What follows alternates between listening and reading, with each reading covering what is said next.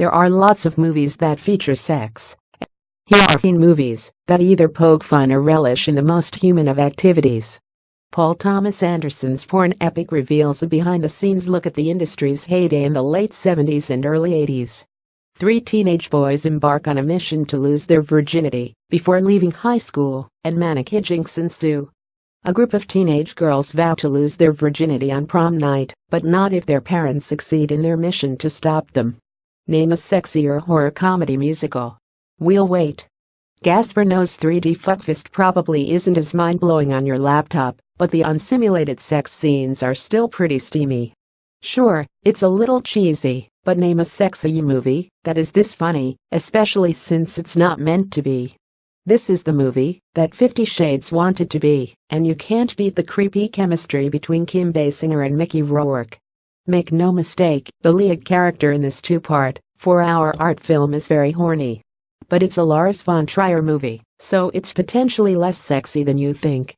This might be the only movie about a madcap search for a pack of condoms. It's a sex comedy with a safe sex message. What enterprising young man wouldn't operate an escort service out of his home when his parents are out of town? The lead character in this film is so horny that he'll willingly sleep with a guy who he assumes might also be a serial killer. A generation of Hollywood stars appeared in this comedy that revealed the not-so-secret sex lives of California teenagers.